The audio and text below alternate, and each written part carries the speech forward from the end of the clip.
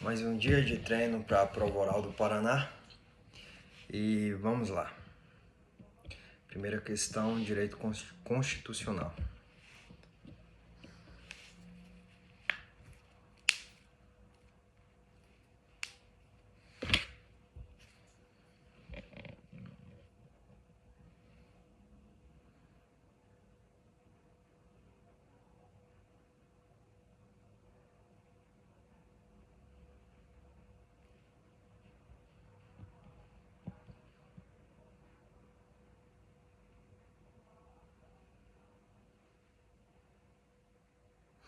Bom, aqui a questão trata-se de uma ação direta de inconstitucionalidade promovida contra uma emissora ou melhor dizendo, trata-se de uma ação direta de inconstitucionalidade promovida pela Confederação Nacional dos Bispos do Brasil contra uma legislação que tem como conteúdo a vedação da veiculação do proselitismo religioso de qualquer natureza às emissoras de radiodifusão comunitária. Excelência, quanto ao primeiro tópico da análise do cabimento da ação, tem-se que essa ação é cabível nos termos do artigo 103 da Constituição Federal. Isso porque a legislação, seja estadual ou federal, ela pode ser objeto da ação direta de inconstitucionalidade. Agora, quanto à legitimidade da propositura dessa ação pela Confederação, tem-se que neste artigo 103 da Constituição estão a previsão em rol taxativo, segundo o STF, de todos os legitimados para a propositura. E nessa previsão, a associação, ou melhor dizendo, a Confederação Nacional dos Bispos não é legitimada e nem poderia ser, nem mesmo por legislação ou emenda à Constituição Estadual.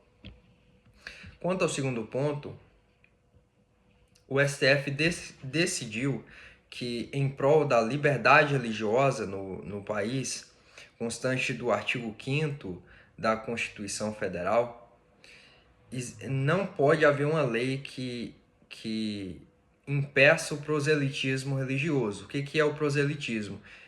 É nada mais do que a expressão da fé da pessoa em converter indivíduos a professarem essa fé. E, portanto, isso nada mais é do que um exercício da liberdade religiosa, e o Estado, ele é laico. O Estado não pode se imiscuir nessas questões para proibição, porque demonstraria uma parcialidade do Estado, também expressamente vedada na Constituição Federal, em relação a esse tema.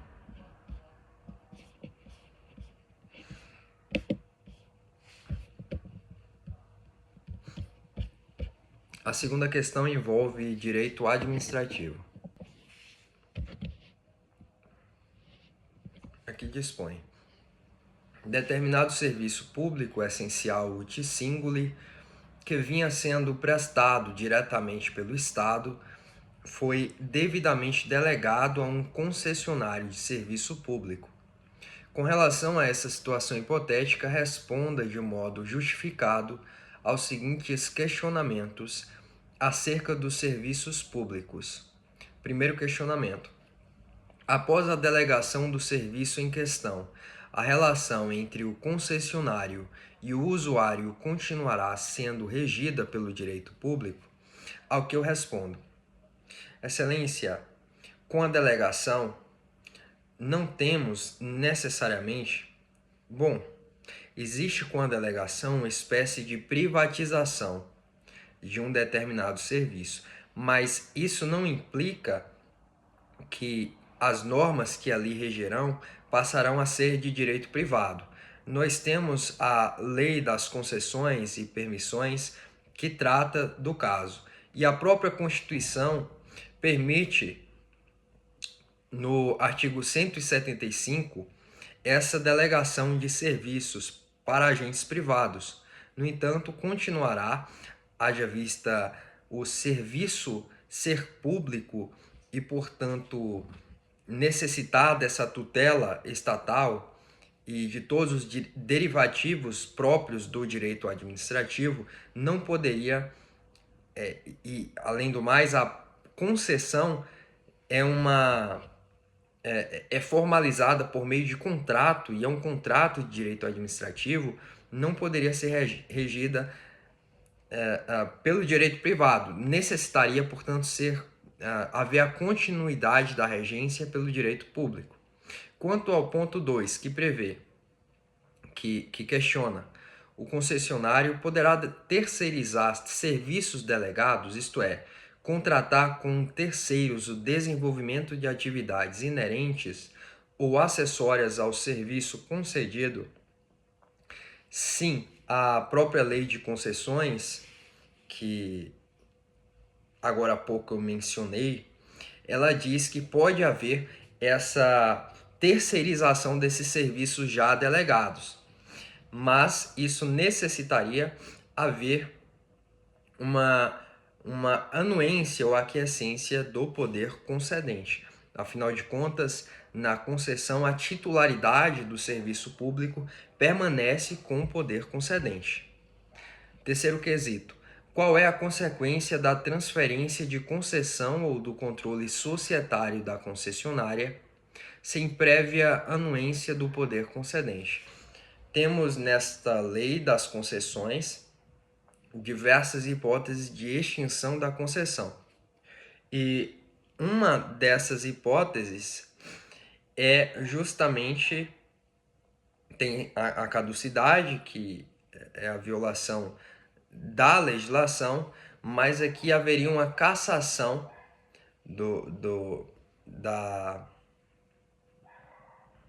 uma cassação da concessão de serviço público. Questão 3 de Direito Civil. Considere a seguinte situação hipotética. Em 2004, Ricardo foi citado em ação movida por pessoa que ele não conhecia, cuja pretensão era a rescisão de contrato de compra e venda de imóvel. Nessa ação, o autor aduzia que Ricardo havia vendido um mesmo imóvel para ele, autor, e para um terceiro. Em 2008, foi realizada perícia grafotécnica judicial que constatou a falsidade da assinatura de Ricardo a respeito do reconhecimento de firma realizada por Ofício de Notas de Salvador, na Bahia, a ensejar a improcedência dos pedidos com trânsito em julgado no mesmo ano. Em 2010, Ricardo ajuizou a ação de indenização por danos morais contra o tabelião do referido ofício de notas, sob o fundamento de ter sido reconhecida sua firma em documentos falsos por negligência ou má-fé do ofício de notas. Devidamente citado, o tabelião invocou o prejudicial de mérito da prescrição. Com relação à situação hipotética narrada, atenda ao que se pede a seguir, fundamentando sua resposta. Quesito 1. Discorra sobre o termo inicial do prazo prescricional.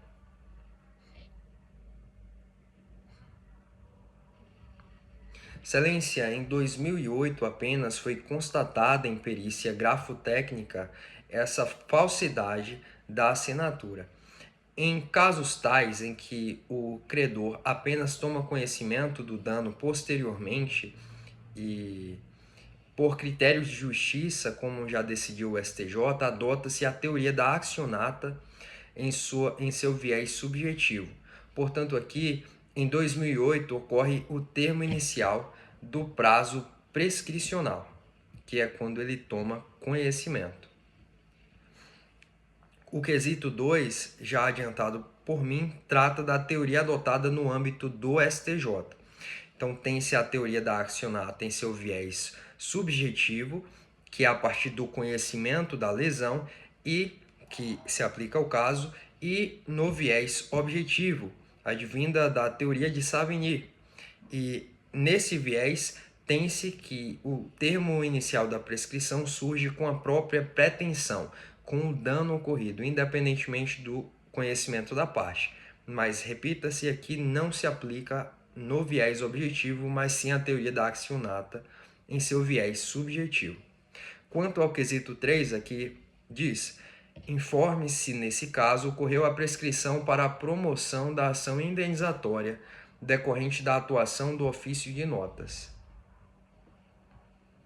Aqui ocorreria a prescrição, de acordo com o Código Civil, nos termos do artigo 205, por lesão extrajudicial, por responsabilidade civil e lesão por danos extrajudiciais, e portanto o prazo seria de 3 anos. Aqui não há que se falar em prescrição, haja vista que essa ação foi ajuizada em 2010 e o prazo seria de 3 anos, a partir de 2008.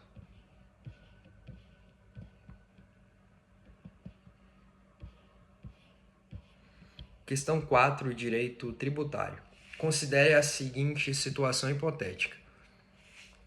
Após arrematar um imóvel em leilão judicial, o arrematante foi impedido de registrar a carta de arrematação no ofício imobiliário, sob a alegação da existência de dívidas decorrentes do não pagamento da taxa de recolhimento de lixo e das contribuições previdenciárias da mão de obra utilizada para a construção do imóvel. Ambos os tributos pendentes de pagamento eram referentes a créditos tributários definitivamente constituídos antes da data da arrematação.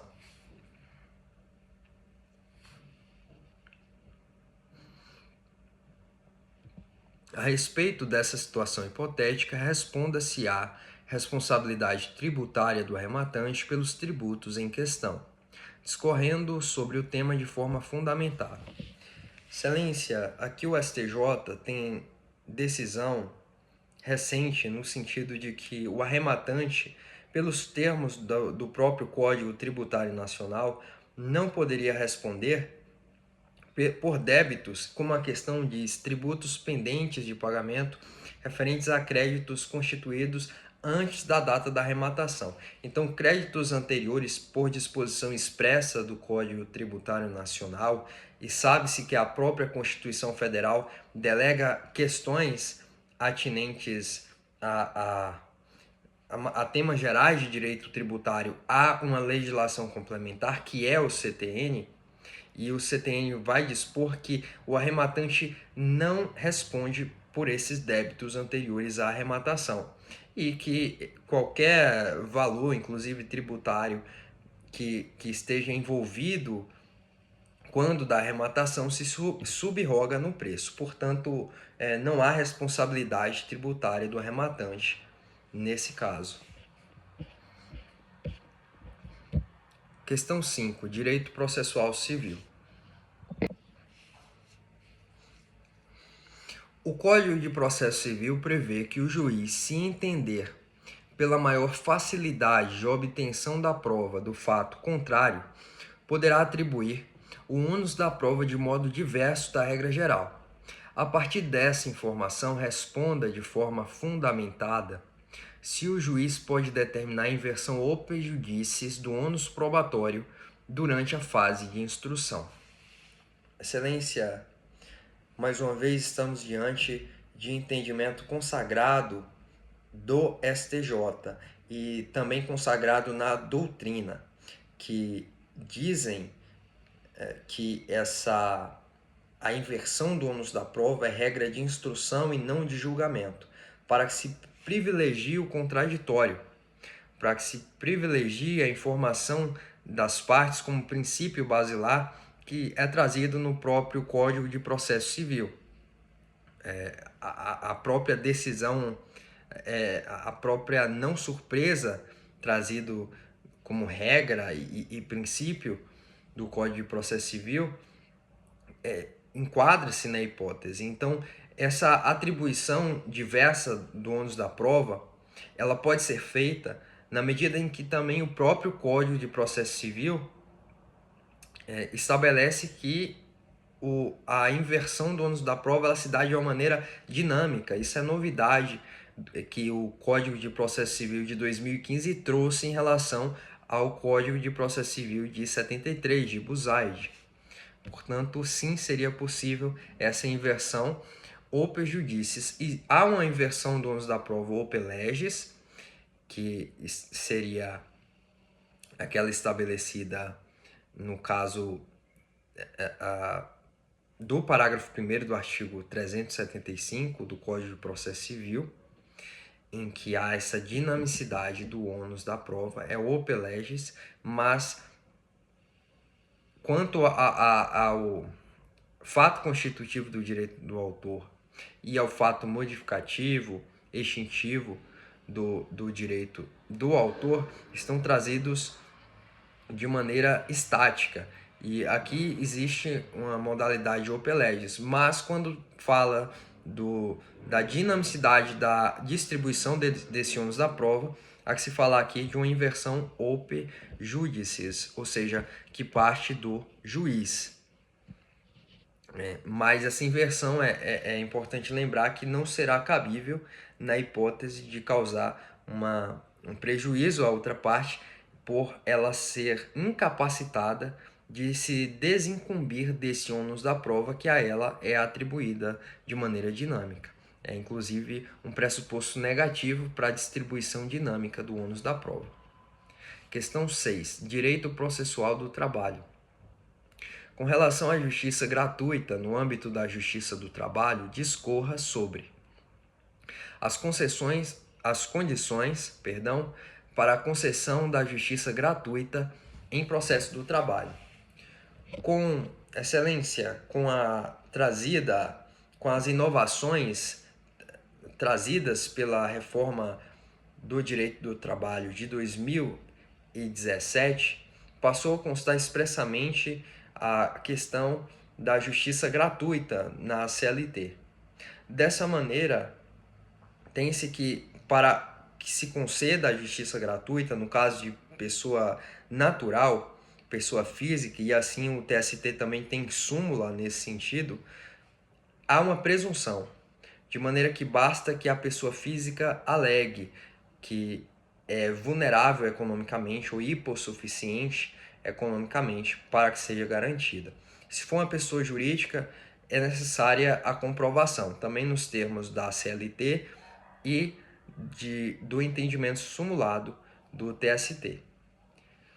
Os requisitos para a concessão da justiça gratuita à pessoa física representada por advogado e a pessoa jurídica, conforme jurisprudência do TST.